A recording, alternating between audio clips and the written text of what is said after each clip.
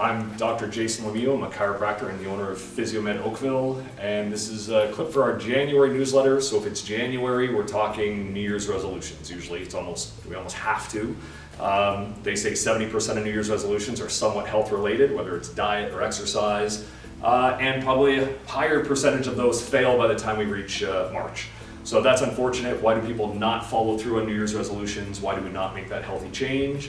If you were to ask most people, this isn't a formal study, but if you were to ask most people why they don't stick with their exercise goals, the majority of people are going to reference time. And we've talked about this before in other newsletters where we've talked about the benefit of short duration, high intensity exercise. If I've got an exercise routine that's going to take me an hour and a half between driving to the gym, getting my workout in, getting changed and coming home, could be an hour, hour and a half, 2 hours, that's a significant amount of time to have to take out of anyone's schedule. If I can head downstairs into the basement and bang something out in 20 minutes, that's a lot easier to stay consistent with, and you can do pretty much anything. If you're consistent with it, you're going to reap benefits. So we've got Tina. This is Tina, one of our kinesiologists.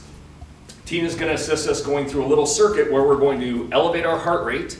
We're going to do a hip dominant movement that's really going to work our core. We're going to do a hip and knee dominant movement. That's a pretty functional motion that we want most people to be able to perform. And then we're going to go back to doing a little more core stability work so she can achieve some mobility benefits, some strength benefits, a lot of cardiovascular benefits, and it's going to create a lot of what we're going to call metabolic stress, which means it's going to be a great fat burner because the work that she does in the little 20-minute circuit, we're just going to give one round demo of it now, is going to benefit her for, some research says, as long as 36 hours. So you can work out in a short period of time and have your metabolism elevated for a day and a half. That's a great way to approach exercise. That means if you did that 3 times a week for about 20 minutes, we're talking about an hour commitment a week, you can see positive changes in your health. If you don't have an hour throughout your week, you need to loosen up your schedule. So we're going to get started. We've got Tina on an Airdyne bike.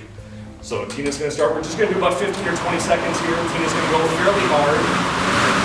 Now, some people would say that they get knee pain when they pedal a bike. Tina's going to be thinking about driving down from her hip to try to get her glutes to do as much work as possible, so she's not smoking at her knees, and she's got a great neutral spine. She's not rounded over the bike, so we're still working on our postural muscles while we're getting our heart rate elevated. That's great. Once she gets a few seconds, we're going to step off. Now, if you don't have an expensive exercise bike, you can buy a cheap jump rope. Hell, you can do jumping jacks. It doesn't matter. Anything that's going to get our heart rate up is going to be a great way to start. We're going to come over to a kettlebell, or you could use a dumbbell, or you could use no weight at all. A lot of these exercises can be done body weight only, and they're still effective. Tina's going to deadlift the kettlebell up. Good. And we're going to get into a kettlebell swing. Her whole goal here is to be able to maintain a neutral spine. All the motion's coming from her hips. She's driving with her glutes to come up, and it's her abdominals, her core is what has to brace her at the top. Just doing 10 or 12 kettlebell swings will gas most people out. From there, we're going to grab the kettlebell and we're going to flip it into a goblet position, and now she's going to work on a squat. She's going to pull down with her hips only as low as she's able to keep her spine stable. We're now working again on a little bit of core stability. We're doing a little more motion from our knees, whereas the kettlebell swing was mostly a hip dominant movement. She's working on postural control because she's not letting her spine get out of whack. And again, we would do somewhere in the neighborhood of 8, 10, 12, or upwards reps. We would only go as hard or as heavy as we could do them perfectly. From there, we're going to have Tina come over to the mat.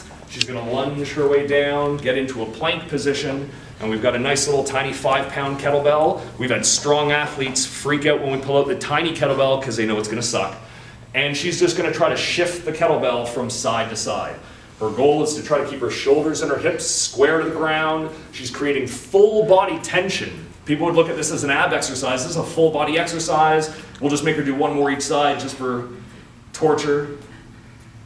Good, and come all the way back down. Good. That may look like not a super intense exercise. How'd that feel? It was hard. It was really hard, yeah. So again, if we just went through that little circuit, probably took us all of, what, 2.5, 3 minutes?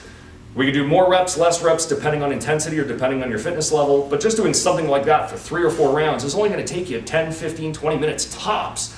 You can bang that out in the morning or at night pretty quickly, just even in your basement, even if you have minimal to no equipment. So keep it simple. It doesn't have to be anything too complex. It doesn't have to take a ton of time. If you want to really achieve or stay consistent with your New Year's resolution, set yourself up for success. You can always come into any of the clinics and we'll help guide you through, hey, what movements should I actually select for this? I don't want to get myself in trouble, and this is where a lot of people get hurt, doing things like boot camp classes and CrossFit. Those are all ways that you can absolutely get in shape. But if you're now walking into a workout that's going to have you do high intensity movements that are not in your wheelhouse, if you don't squat well and you're going to squat a lot, you're going to get hurt. If you don't kettlebell swing or deadlift well and you deadlift or kettlebell swing a lot, you're going to get hurt. So if you can have somebody who can screen and assess your body to say, hey, here are the things you do well, those are the things you can go high intensity on, here are the things that you struggle with, we're still going to put those into an exercise program, but we're going to take a little more time and not go as intense on those things to improve your movement, then you become bulletproof. You can do whatever you want and you can achieve great health goals.